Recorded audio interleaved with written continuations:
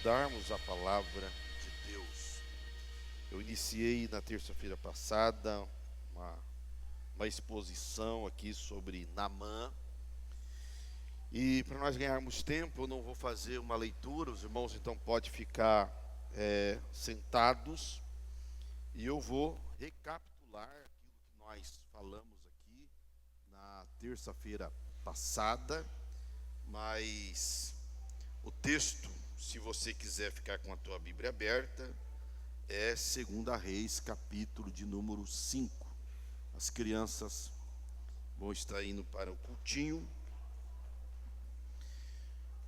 Bom, eu comecei falando primeiro sobre aquilo que a Bíblia fala, quem era Naamã.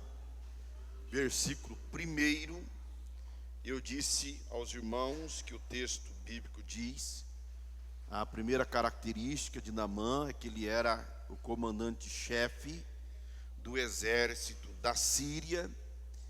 O texto ainda diz no versículo 1 que Naamã era um homem grande diante do seu rei.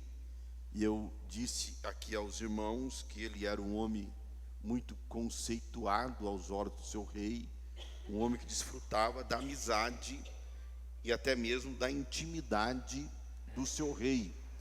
Nós vemos isso pelo fato de ele querer o mais rápido possível falar também para o seu rei sobre a notícia que ele havia recebido daquela escrava. Eu disse aos irmãos também que ele tinha muito conceito dos habitantes da Síria, também que as conquistas que ele obtivera foi Deus quem havia dado a ele. Diz bem claro o versículo 1, que por meio dele o Senhor tinha dado vitória à Síria. Então, as vitórias que esse gentil, que esse pagão Naamã recebera, conquistara, fora Deus que havia dado a ele. Eu também disse aos irmãos que ele era um herói de guerra. O texto diz isto, porque foi através dele que Deus deu vitória. Por exemplo, a tradição judaica, Flávio Joséfo diz que ele foi o soldado que atirou uma flecha ao acaso, e essa flecha entrou nas juntas da armadura de Acabe e acertou o pulmão de Acabe, e Acabe morreu. Então ele era um herói de guerra, porque até então o reino do norte, Israel, havia conquistado várias batalhas diante da Síria. Eu disse que, porém, apesar de todo esse conceito, de todas essas virtudes que ele tinha, essas características boas, ele era leproso. Essa enfermidade que traz um certo pavor para aquele que tinha e para as pessoas também que estavam ao seu redor. Eu falei que o caminho para a cura, o texto mostra aqui que ele optou por um caminho para receber a cura. Primeiro que ele ouviu, o caminho para a cura está em ouvir. Ele ouviu a escrava, ele ouviu também os seus servos, e depois está em se submeter à autoridade superior. Uma vez que ele ouviu a sua escrava, a primeira pessoa para quem ele contou é para aquela pessoa que tinha autoridade para lhe dar autorização para ir até Samaria, para então encontrar-se com o profeta Eliseu. Mas o terceiro ponto desta mensagem, eu falei sobre algumas coisas que pode impedir de nós alcançarmos as bênçãos de Deus, assim como poderia impedir Naamã de conquistar a cura. Primeiro é não atentar integralmente para aquilo que ouvimos. A escrava disse que se ele fosse na casa de Eliseu, ele receberia a cura, mas ele não foi até Eliseu. Primeiro ele foi até o rei de Israel, Jorão. Só que Jorão, ele era filho de Acabe, era um rei ímpio, um rei que fazia tudo aquilo que desagradava a Deus, que não tinha o favor de Deus. Então ele vai no interesse errado, porque ele não ouviu de modo correto o que a escrava havia dito. Segundo, é achar que as credenciais nos credencia a receber as bênçãos de Deus. Ele foi para Samaria com a carta do rei. Ele acreditou que a carta do rei, aquela credencial que ele carregava, tinha poder para fazer Jorão curá-lo. E as credenciais que nós possamos ter, de nada adianta diante de Deus. Deus não aceita carteirada, né? Eu sou isso, não, isso aí para Deus não é nada, nós não somos nada. Pelo contrário, a Bíblia diz que as nossas obras, por mais boas que sejam, elas são como trapos de imundícia. Então, nós não temos nada para poder conquistar o favor de Deus pelos nossos próprios méritos. Pelo contrário, tudo aquilo que nós recebemos de Deus é pela sua graça, é um favor que nós não merecemos. Outra coisa que pode impedir de nós conquistarmos as bênçãos de Deus, o favor de Deus, é achar que os favores de Deus podem ser comprados, né? Eu disse, versículo 5, fala que Naamã, ele levou 340 quilos de prata, ou seja, hoje aproximadamente R$2.206.600, e levou ainda mais 72 quilos de ouro, que daria mais 43.146.000 no valor atual. Então ele levou consigo mais de 45 milhões, se fosse hoje, achando que o seu dinheiro poderia conquistar a cura, conquistar o favor divino. Irmãos, volto a repetir que o nosso dinheiro não conquista a cura. O nosso dízimo, a nossa oferta, nada disso conquista o favor de Deus, porque o favor de Deus, ele é gratuito, ele já foi conquistado por Cristo lá na cruz.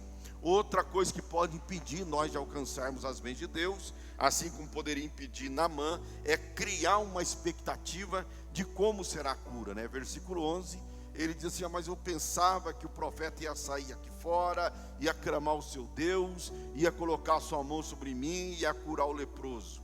E o profeta sequer saiu de dentro de casa. O profeta mandou o seu servo ir lá falar para Naamã e mergulhar 7 vezes no Rio Jordão. Quando nós criamos expectativa de como Deus vai fazer, nós ficamos desiludidos, porque Deus não faz nada conforme nós pensamos. A Bíblia já diz que o caminho do Senhor é mais alto que os nossos, e o pensamento do Senhor é mais alto que os nossos. Moody, falando sobre Naamã, ele diz o seguinte: Naamã já havia determinado por sua própria conta de que modo o profeta deveria curá-lo, e se zangou pelo fato do homem de Deus não seguir os seus planos. Nós ficamos zangados quando Deus não segue os nossos planos, né? Porque nós achamos que os nossos planos são melhores e mais perfeitos do que os planos de Deus. Às vezes você cria uma expectativa enorme, Deus vai agir desta forma, e Deus não está dentro de um quadrado que nós criamos. Deus, ele não está dentro de uma caixinha que nós criamos e dizemos: pronto, é assim que Deus vai fazer. Não. Na verdade, o Senhor pergunta para Jó: quem aconselhou o Senhor? Quem? Que homem poderia dar um conselho para Deus? Quem somos nós para acharmos que nós sabemos mais do que Deus e colocarmos assim: Deus, tu tem que fazer desta forma e desta forma? Não. Bom, eu disse até aqui, mas existe mais algumas coisas que podem nos impedir de alcançar as bênçãos de Deus e que poderia impedir Naamã de alcançar a cura. Versículo de número 10 a 12, diz assim: Eliseu lhe mandou um mensageiro dizendo: vá e lave-se 7 vezes no Jordão, e a sua carne será restaurada e você ficará limpo. Mas Naamã ficou indignado e se foi dizendo: eu pensava que ele certamente sairia para falar comigo, ficaria em pé, invocaria o nome do Senhor seu Deus, passaria a mão sobre o lugar da lepra e restauraria o leproso. Por acaso não são Abana e Farfar, rios de Damasco, melhores do que todas as águas de Israel? Será que eu não poderia me lavar neles e ficar limpo? Nota bem, que nós não ouvirmos o profeta de Deus pode ser um impedimento para conquistarmos a bênção de Deus. É interessante que Naamã, ele ouviu a escrava. Naamã, ele vai ouvir depois os seus serviçais. Mas Naamã não está querendo ouvir a voz do profeta de Deus. Ele vai até o profeta. Eu disse para os irmãos que ele havia andado aproximadamente 450 quilômetros entre a capital da Síria, se é talvez que ele morasse lá, por ele ser o chefe, o comandante-chefe do exército, pelo fato de quando o seu senhor, o seu rei ia na casa de Rimon, ele ia também. Então provavelmente ele morava ali em Damasco. Essa distância para Samaria era de aproximadamente 450 quilômetros. E ele fez esse percurso. Ele foi até a casa do profeta. Quando ele chega na casa do profeta, o profeta diz assim: olha, manda o servo dizer para Naamã: vá até o Jordão e mergulhe 7 vezes. Talvez quando você lê isso, você imagine assim, que o Jordão estava do outro lado da rua. Mas não. Isso imputa que ele teria que andar aproximadamente mais 40 quilômetros. Porque o Jordão, a Samaria, ficava a 40 quilômetros. O profeta diz: ande mais 40 quilômetros e mergulhe 7 vezes no Jordão. E ele simplesmente não quer ouvir o profeta. Ele não quer ouvir a voz do profeta.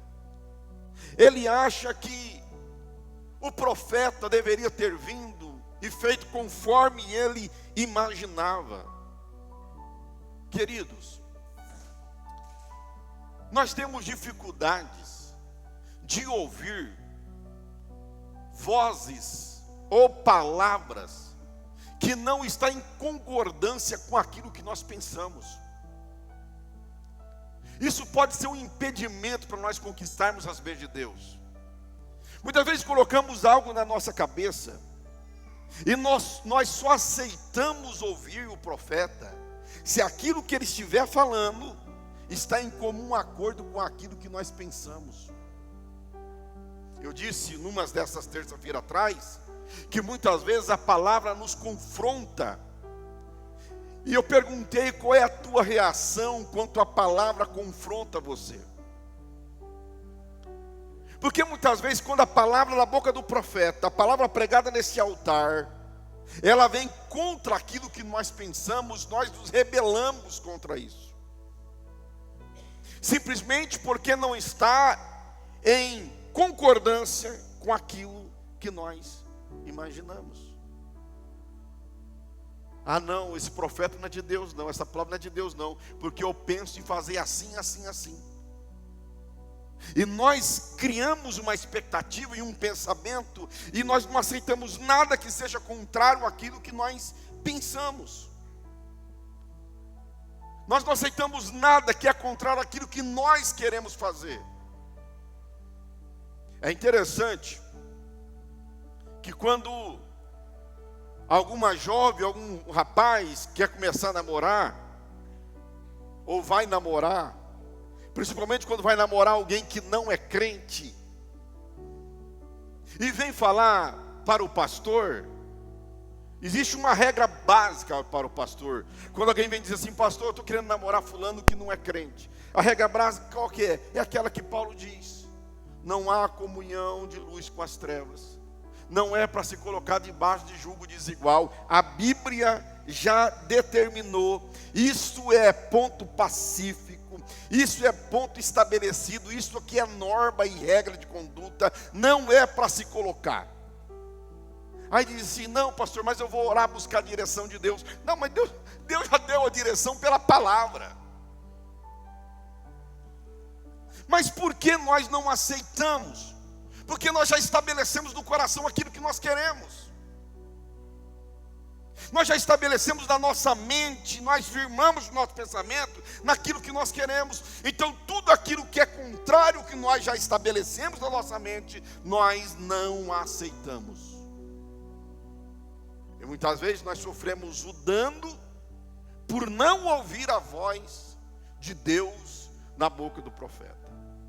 Lembro-me de uma ocasião em Campinas que eu acordei muito cedo, eu perdi o sono. E Deus me mandou ir na casa de uma determinada pessoa. Essa pessoa estava em crise ministerial, e eu não sabia ainda, mas ele queria abrir um ministério próprio. Alguém fermentou a cabeça dele e disse: olha, nós temos que abrir um ministério, a igreja está com o Senhor, a igreja vai atrás do Senhor. E ele firmou isso. Eu acordei de manhã e Deus mandou ir naquela casa, e eu fui. E eu comecei a conversar com aquela pessoa. E Deus me deu uma palavra para ministrar ela, e eu falei em lágrimas para ela, para não fazer o que ele estava querendo fazer, que Deus não estava no negócio. Ele virou para mim e disse assim: olha, eu orei essa madrugada, eu pedi para Deus me mandar um profeta, mas não você, eu não queria ouvir você. Amém. Ele abriu o ministério. Com 10 meses, aquela pessoa que convenceu ele a abrir o ministério, tomou a igreja dele, e até hoje essa pessoa está desviada. Até hoje está desviada. É isso que acontece quando nós não queremos ouvir a voz de Deus na boca de alguém, porque aquela voz, aquela palavra é contra aquilo que nós estabelecemos na nossa mente. Mas não ouvir o profeta é uma dificuldade que pode nos impedir de alcançarmos as bênçãos de Deus. Outra coisa que pode impedir é os nossos preconceitos. Olha o que Naamã diz. Naamã diz assim: olha, não são os rios Abana e Farfar, rios de Damasco, melhores do que todas as águas de Israel? Ele não fala aqui apenas do Jordão, mas de todas as águas de Israel. É verdade. O Jordão era um rio feio, é um rio feio. É um rio que só está cheio na época da chuva. Na época da sequidão, ele chega quase a zerar. Na época da cheia, ele chega a ter 15, os lugares nas planícies, até 15, 30 metros de profundidade, mais de 100 metros de largura. Mas no tempo da seca, é um rio que chega a ter 1 metro, 1,5 metro só de profundidade. É verdade que as águas do Jordão é lamacenta. Agora, esses 2 rios que ele diz, lá de Damasco, é o rio que nasce na montanha. São águas limpas, cristalinas. Os historiadores dizem que essas águas são águas puras. E em todo ano, esses rios continuavam cheios lá na Síria, lá em Damasco. Ele olha para a água do Jordão, ele olha com preconceito. Ele diz: não, mas as águas de Damasco é muito melhor. Eu poderia ir lá em Damasco e mergulhar lá. Por que eu vou mergulhar nessa água lamacenta? Mas aqui não é água que cura. O que Deus estava colocando ali em teste era a obediência de Naamã. Ele seria humilde, obedeceria o profeta, iria até o Jordão, ele mergulharia 7 vezes, mas ele está preso no seu preconceito. Preconceito é um conceito pré-estabelecido, que os rios de Damasco é melhor que as águas, que os rios de Israel. Os nossos preconceitos nos impedem de receber as bênçãos de Deus. Você já notou como nós somos preconceituosos com quem prega? Por exemplo, que a primeira coisa que nós olhamos para quem vai pregar é para a posição, é para a condição dela, física, a roupa que ela está vestindo. Nota bem que se chegar uma pessoa aqui com a calça toda rasgada, costurada, com remendo, você vai olhar com desdém.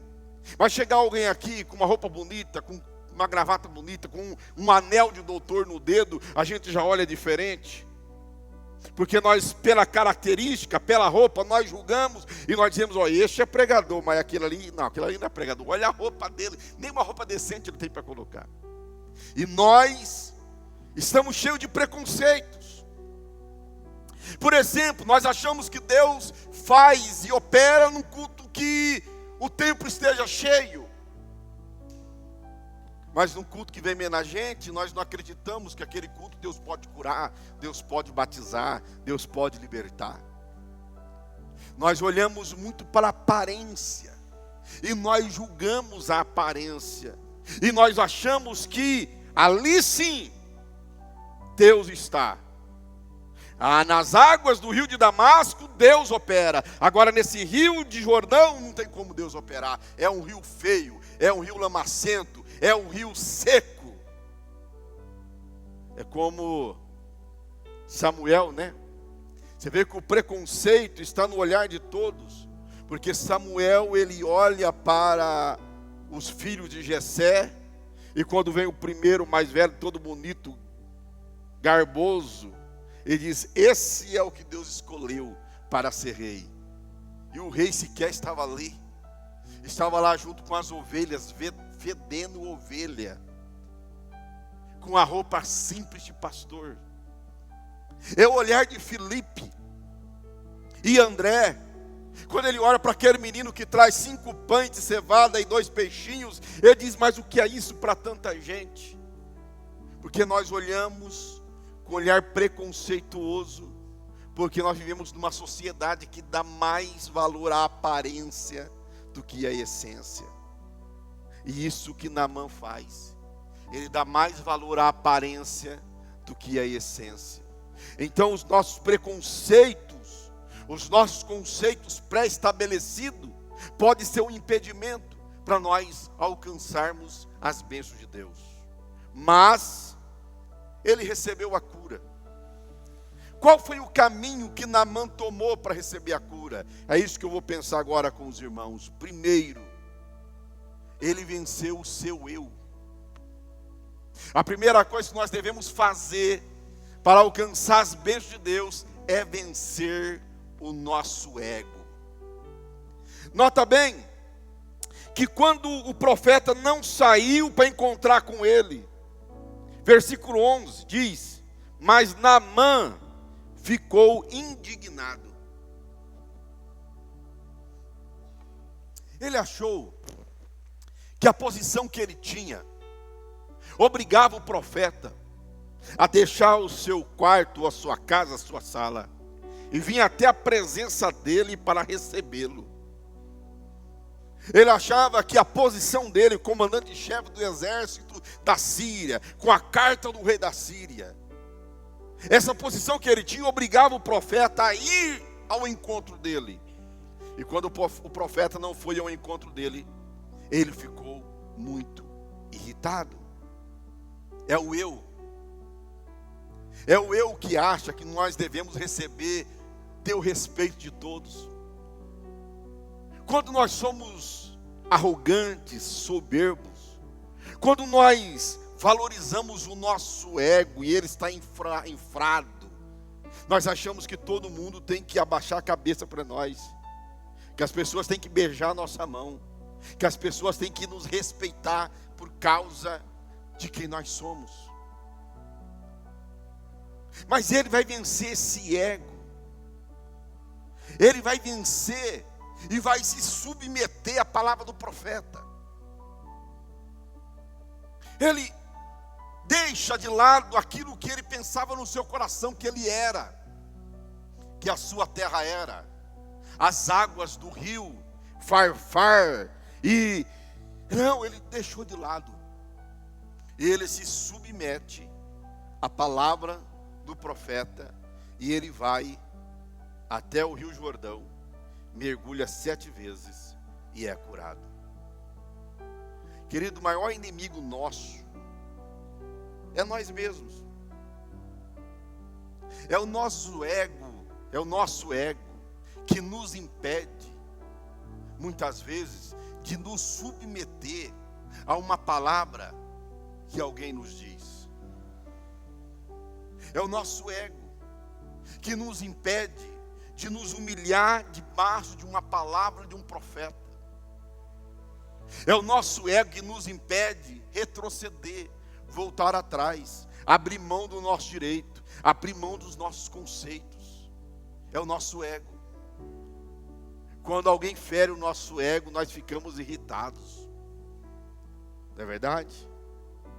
Quando alguém desfaz de nós, quando alguém nos rebaixa, quando alguém nos humilha, ou nós nos sentimos, ainda que alguém não, porque uma coisa é o que fala, outra coisa é o que nós ouvimos. Nós nos sentimos afrontados, nós nos sentimos confrontados, nós nos sentimos humilhados, e nós, no nosso ego, nos sentimos feridos, e nós se revoltamos contra aquela palavra que nos foi dita. O ego de Naamã estava muito inflado, mas ele vai vencer o seu ego. Ele vai se humilhar, ele vai se submeter à palavra do profeta, ainda que para ele, um arameu, era uma humilhação, não mergulhar lá no rio Farfar, não mergulhar no rio de Abana, e mergulhar no rio do Jordão, mas ele se submete. A segunda coisa, é que ele vence o seu preconceito. Ele venceu o preconceito quando ele foi até o Jordão. Mas olha o que os seus servos dizem. Os seus servos dizem para ele assim, versículo de número 13. Então, os seus oficiais se aproximaram e lhe disseram, meu pai, se o profeta tivesse dito alguma coisa difícil, por acaso o senhor não faria? Muito mais agora, que ele apenas disse, lave lá no Jordão. O que os servos dele estão dizendo é isso. Ô meu pai, olha a maneira humilde que eles tratam Naamã. Meu pai, olha, o senhor quer a cura. Se o profeta tivesse pedido uma coisa muito mais difícil do que isso que ele pediu, o senhor não faria para alcançar a cura? Agora ele só pediu para o senhor mergulhar, tomar um banho no Rio Jordão. É quando nós nos deixamos convencer e que se quebram os nossos conceitos pré-concebidos. Essas pessoas convencem Naamã com uma palavra simples. Você está reclamando do Jordão? E se ele tivesse pedido uma coisa muito mais difícil, o senhor não faria? É quando na nossa mente há um estalo e nós somos convencidos, é que todos os nossos conceitos caem por terra. É por isso, irmãos, que a Bíblia diz em Romanos 12, que nós temos que ter uma renovação no nosso entendimento.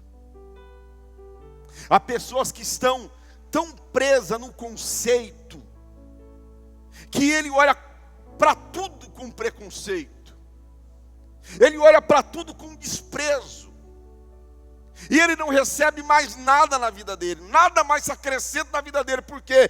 Porque ele já criou um conceito, e ele não permite que o Espírito Santo renove a mente dele. Há pessoas que estão vivendo hoje, ou estão hoje querendo viver como há 50 anos atrás. E mesmo assim não consegue. Ele quer, mas ele mesmo não consegue viver. Nós temos que entender que a palavra de Deus, ela é a mesma. Porque Deus é o mesmo, em Deus não há variação, diz o apóstolo. Ele é o mesmo ontem, hoje, será para todo sempre, então a sua palavra é eterna. E em cada época a palavra trabalha em nossa vida, nos levando para a presença de Deus, respeitando as convenções existentes na terra. Por exemplo, permita-me dizer isso. Lá no tempo dos apóstolos, eles andavam com vestidos. Eles não usavam calças. Eles não usavam paletó. Eles não usavam gravatas. Era um vestido. E a diferença da roupa deles com a mulher estava no tecido. É por isso que todo judeu era uma humilhação não ter barba. E ele só arrancava a barba no momento de contrição, de angústia, de humilhação. É que se arrancava a barba e rapava a cabeça. É por isso que quando dois embaixadores de Davi, eles têm a barba rapada, o que Davi faz com eles? Fica em Jericó, até a barba crescer, para vocês voltar para Jerusalém. E os homens usavam vestidos. A diferença era no tecido, na maneira de usar. Eles não carregavam Bíblias. Não tinha Bíblia como nós temos hoje. Eram rolos, impossível de carregar debaixo do braço. Eles decoravam nas sinagogas as recitações, e as pessoas iam recitando para decorar o texto sagrado. Hoje, depois da prensa de Gutenberg, começou a impressão, e hoje nós temos Bíblias de vários tamanhos. Aí alguém olha alguém que está usando a Bíblia num tablet e olha, isso é pecado. Olha como nós andamos hoje, totalmente diferente dos apóstolos. As coisas vão se evoluindo. E nós não devemos ser profanos, nós não devemos ser mundanos, mas nós temos que entender que nós temos que usar o que está no nosso tempo para pregar a palavra. Hoje nós pregamos na internet, nós pregamos um celular, grava o culto, e centenas de pessoas assistem o nosso culto. Isso não tinha no tempo de Cristo. A Bíblia diz que quando vier a grande tribulação, 2 testemunhas em Jerusalém, não é isso? Todo mundo verá eles. Como é que todo mundo vai ver as 2 testemunhas de Jerusalém? Vão ver eles ser mortos e vão ver eles ressuscitar. A internet. Está caindo uma bomba lá em Israel agora, você vai na internet e você vê. Naquele dia em que os olhos do mundo vão estar em Jerusalém, quando aquelas 2 testemunhas começar a pregar, e o castigo de Deus vindo sobre a terra, vão filmar instantaneamente todo o canto do mundo, vão ver as 2 testemunhas ser mortas, vão ver eles também ressuscitarem. Todo olho verá. Então o próprio Deus usa a tecnologia para que o seu nome seja engrandecido. Então nós devemos abrir os nossos horizontes, baseado na Bíblia, conservando a santidade, a humildade e a pureza do Evangelho. Nós não podemos nos contaminar com isso, mas nós devemos entender que nós não podemos ficar presos em preconceitos, porque é somente libertando-nos do preconceito é que nós conseguimos experimentar tudo aquilo que Deus tem para nós nesse século. Mas tem mais. Ele venceu o orgulho. Ele ficou irritado quando o profeta não foi até ele. Mas olha o que diz a Bíblia no versículo de número 15. Depois, ele voltou ao homem de Deus. Ele e toda a sua comitiva veio e se pôs diante dele, diante do profeta Eliseu. Quando ele chega em Samaria, quando ele chega na casa do profeta, ele fica irritado porque o profeta não vem até ele. Mas agora ele alcançou a cura. Ele humildemente vai até onde está o profeta. Meu querido, o orgulho é um pecado que nos afasta das bênçãos de Deus. O orgulho, ele destrói. O orgulho é sempre acompanhado da soberba. E a Bíblia diz que isto antecede a destruição. Ele vence o orgulho. Quando ele não quer mais que o profeta venha até ele, ele é que vai até o profeta. Nós devemos entender, irmãos, que há momentos que nós temos que deixar o nosso orgulho de lado para conquistar as bênçãos de Deus. Nós temos que deixar o orgulho de lado. Eu pergunto para você, quando Abraão chegou diante do seu sobrinho Ló, ele não diz assim: ô Ló, eu sou aqui o homem da promessa. Eu sou mais velho. Você vai para cá, que eu vou para lá. Esse lado é seu, e esse lado é meu. Foi isso que ele fez? Não. Ele diz: Ló, olha, nós somos parentes, nós não podemos brigar. Então faz o seguinte, olha para a terra. Escolha, Ló, o lado que você quiser. Se você quiser ir para cá, eu vou para lá. Se você quiser ir para lá, eu vou para cá. O que é isso? É abrir mão do orgulho. É abrir mão do seu direito. É entender que ainda que o direito é seu, mas, humildemente, eu vou aceitar a segunda posição. Há um livro, se você puder comprar e ler, leia o livro de Samuel Morris. 1800 e pouco ele viveu. Um jovem da África, cuja tribo perdeu uma guerra, então ele foi dado como despojo de guerra a outra tribo, humilhado, mas um dia esse rapaz se converte, ele tem um encontro com Cristo. E ele era um homem que não pregava, ele orava. Diz a história que o livro Samuel Morris, editado e publicado pela editora Betânia, quando ele chegava numa igreja, ele simplesmente abaixava a cabeça e começava a orar, e a glória de Deus vinha sobre aquela igreja. E aí os missionários norte-americanos falaram: vamos para a América para você cursar uma teologia, seminário, e levaram ele. Quando levou ele, o diretor da escola, daquele seminário, disse assim: qual quarto você quer? Ele falou: aquele que ninguém quiser, este eu quero. Ele diz: o quê? Sim. Se tiver algum lugar que ninguém queira ficar, é nesse lugar que eu quero ficar. É você ser despojado de tudo. É você ser livre de qualquer orgulho e aceitar aquilo que ninguém quer.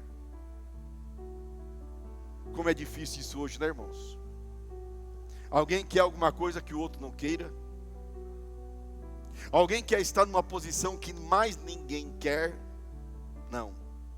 Nós sempre queremos os melhores lugares, as melhores posições, nós sempre queremos as melhores coisas. Mas uma pessoa que se despojou de todo orgulho, de toda arrogância, ele é aquele que abre mão do seu direito, das suas credenciais, e se põe numa posição, muitas vezes até mesmo vexatória, né? Numa posição humilhante e humilde. Esse homem que chegou com carta, que chegou irritado porque o profeta não foi até ele, agora ele vai até o profeta e se põe diante do profeta. Mas ele venceu também o politeísmo. Versículo 15. Ele diz: porém ele respondeu: tão certo como vive o Senhor, em cuja presença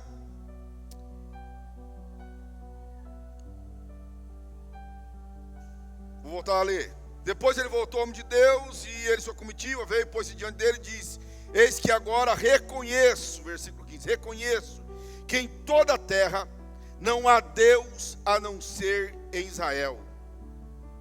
Ele vence o politeísmo, porque lá em Damasco, ele era politeísta, eles tinham diversos deuses, sendo que o principal era Rimon. Eles criam em diversas divindades, mas agora ele diz: agora eu sei, eu creio, reconheço que só há um Deus em toda a terra, que é o Deus que Israel serve.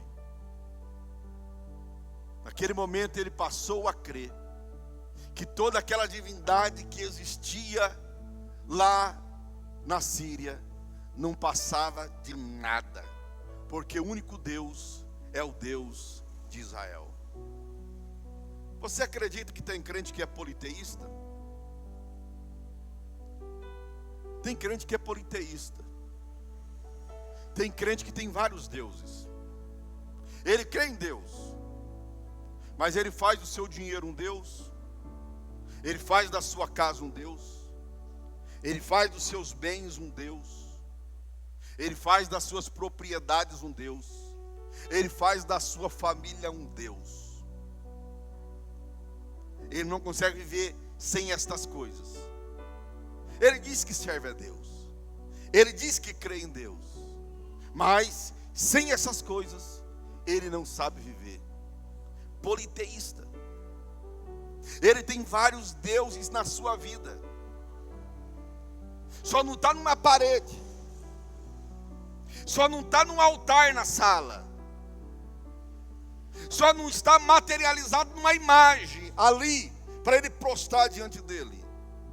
Mas tudo isso ele faz um Deus na sua vida. E ele troca Deus de Israel por qualquer uma dessas coisas.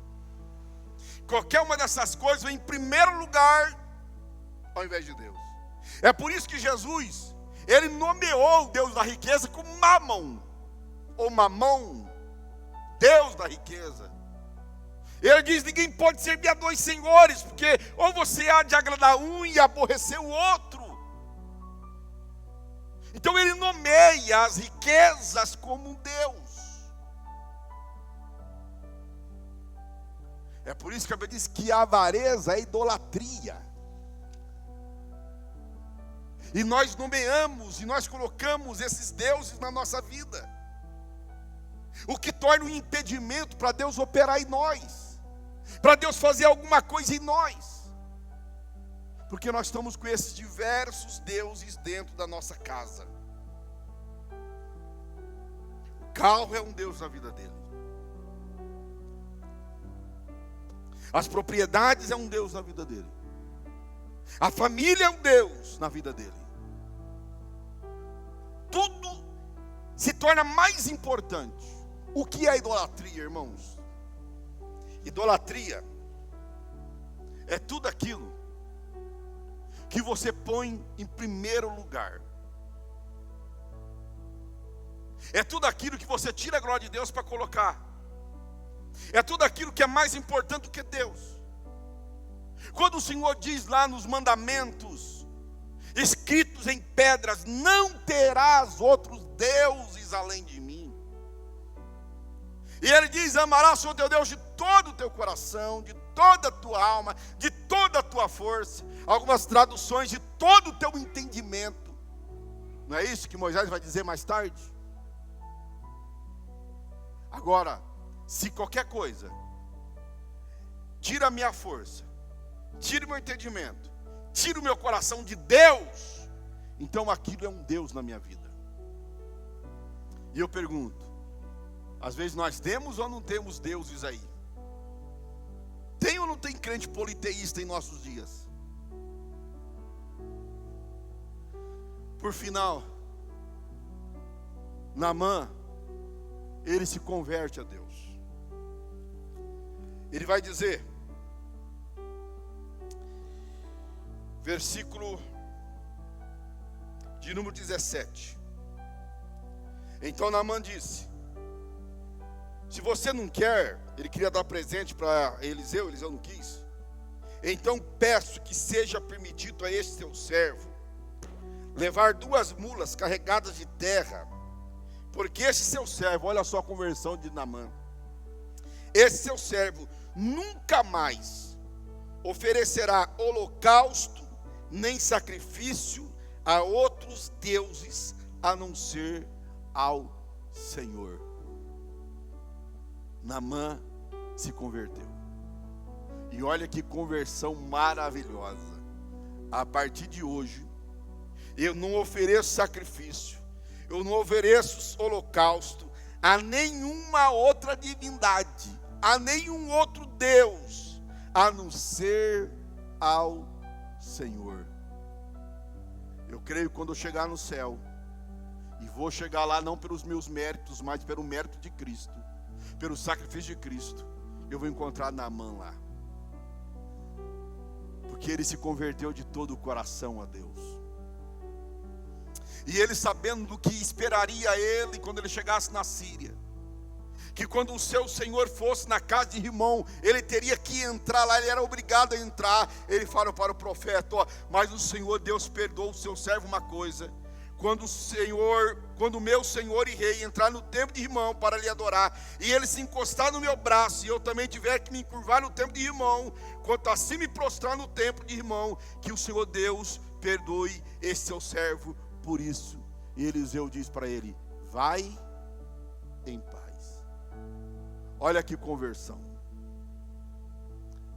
Querido, quando nós nos convertemos, quando realmente Cristo nos converte, o nosso coração é todo para Cristo.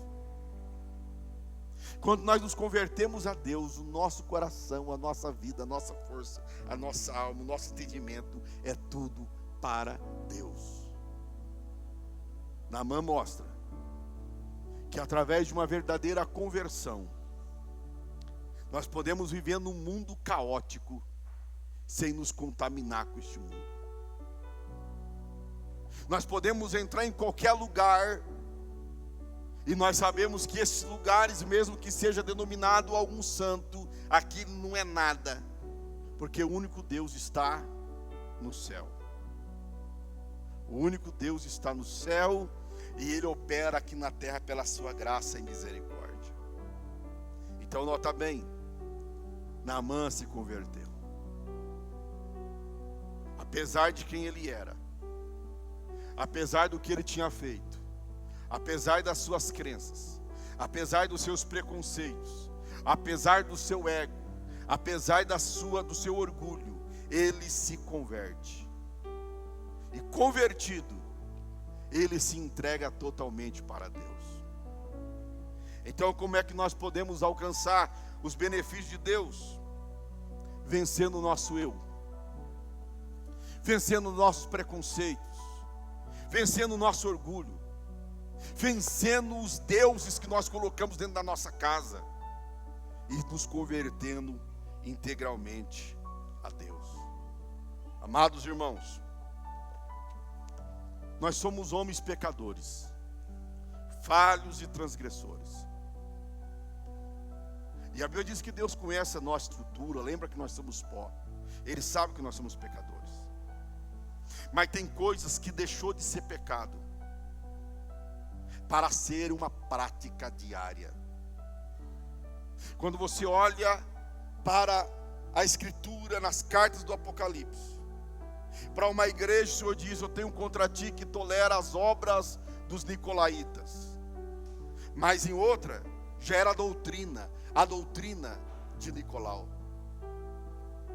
Quando alguma coisa passa de uma obra para uma doutrina, nós estamos completamente perdidos, irmãos. Quando aquele pecadinho, aquele deusinho que nós temos lá em casa, se torna uma doutrina na nossa vida, nós estamos completamente perdidos. E somente a misericórdia de Deus para ir lá no mais profundo abismo que nós estamos, na mais densa trevas, e nos resgatar de lá. E a minha oração é que Deus faça isso na minha vida, faça isso na tua vida. Se porventura nós estamos dessa forma, que o Senhor nos converta, que se cumpra em nós a oração de Jeremias: converta-nos, ó Deus, e nós nos converteremos a Ti. Deus abençoe, mocidade, louvando o nome do Senhor.